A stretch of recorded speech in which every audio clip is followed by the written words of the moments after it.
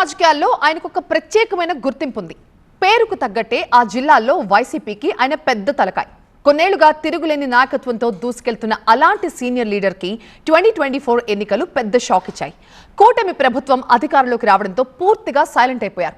దీంతో క్యాడర్ కూడా తీవ్ర నిస్తేజంలో పడిపోయిందట. ఇంతకీ ఆ పెద్ద ఆయన ఎవరు? ఆ సైలెన్స్ ఇంకెన్నాళ్ళు? ముఖ్యమంత్రులతో ముఖాముఖి తలపడిన చరిత్ర,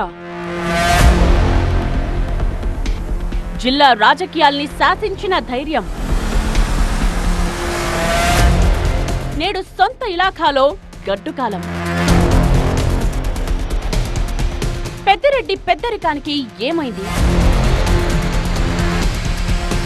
వైసీపీలో జగన్ తరువాత ఆ స్థాయి నాయకుడెవరంటే ఠక్కున వినిపించే సమాధానం పెద్దిరెడ్డి రామచంద్రారెడ్డి అనే అభిప్రాయం ఉంది. అధినేత జగన్ కూడా ఆయనకు అలాంటి ప్రయారిటీనే ఇచ్చారు. గత 5 ఏళ్ల వైసీపీ పాలనలో పెద్దిరెడ్డి హవా కూడా ఒక రేంజ్ లో నడిచింది.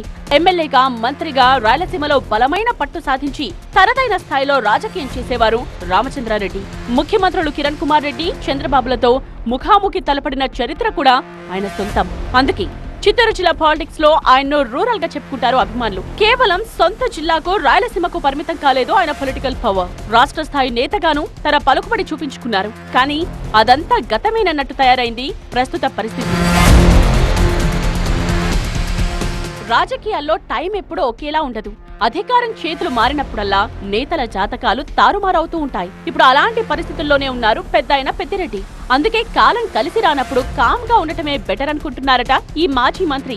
2024 ఎన్నికల్లో ప్రాంతాలకు అతీతంగా రాష్ట్రమంతా కూటమి ప్రభంజనం కొనసాగిన పెద్దిరెడ్డి ఫ్యామిలీ నుండి పోటీ చేసిన 3 నాయకులు చట్టసభలకు ఎన్నికయ్యారు.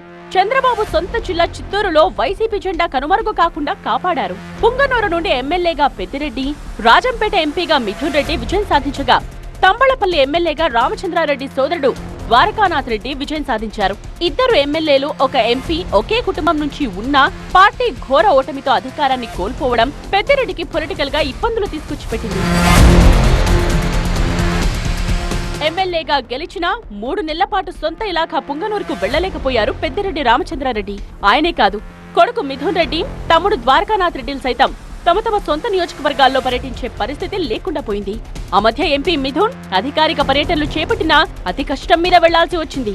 దాడులు, కేసులు, అరెస్టులతో ఉద్రిక్త పరిస్థితులు తలెత్తాయి. అయితే ఇప్పుడిప్పుడే నియోజకవర్గంలోకి పెద్దిరెడ్డి అడుగు పెడుతున్నా క్యాడర్లో మాత్రం నిస్తేజం పోలేదు. కూటమి నేతల దూకుడుతో ఇప్పటికే కొందరు వైసీపీ నేతలు, పెద్దిరెడ్డి అనుచరులు పార్టీకి దూరం కాగా మరికొందరు కండువా మార్చేశారు. దీంతో పుంగనూరులో పొలిటికల్ ఈక్వేషన్స్ తారుమారయ్యాయి.